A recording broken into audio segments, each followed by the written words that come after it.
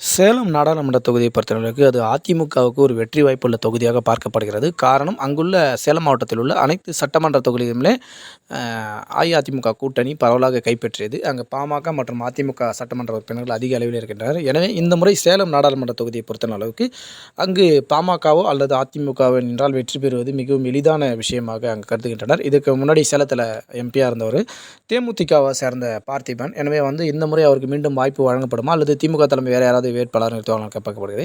எனவே அதிமுக மற்றும் பாமக 2 கட்சிகளுக்குமே ஒரு மிகப்பெரிய போட்டி இருக்குது. யார் சேலம் நாடாளுமன்றத்தை போட்டியிடுறதுன்னு. அதிமுக சார்பில் எடப்பாடி நெருங்கிய நண்பராக இருக்கக்கூடிய திரு சேலம் இளங்கோவன் போட்டியிடுவதற்கான அதிக வாய்ப்புகள் இருப்பதாக அதிமுக தரப்பில் சொல்கிறாங்க.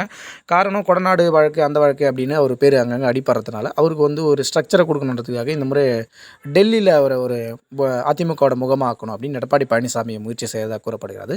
மறுபுறம் பாமகவும் அந்த தொகுதி தங்களுக்கு கேட்டு ஒரு டிமாண்ட் பண்ணுறாங்க. ஏற்கனவே 2-3 சட்டமன்ற உறுப்பினர்கள் அங்கே பாமக சார்பில் இருந்திருக்காங்க.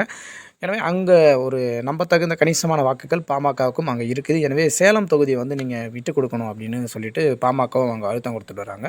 இருந்த போதிலும் அதிமுக பொதுச் செயலாளர் திரு எடப்பாடி பழனிசாமி அவர்களின் சொந்த தொகுதி. எனவே அந்த தொகுதியை அவர் விட்டுக் கொடுப்பாரான்றது மாற்று கருத்து தான். எனவே அங்கே சேலம் தொகுதியில் சேலம் இளங்கோவன் போட்டியிருக்கான வாய்ப்புகள் அதிகம் இருப்பதாக கணிக்கப்படுகிறது. தொடர்ந்து அரசியல் சார்ந்த காணொலிகள் தெரிந்து கொள்ள சேனலை சப்ஸ்கிரைப் செய்யுமாறு கேட்டுக்கொள்கிறோம்.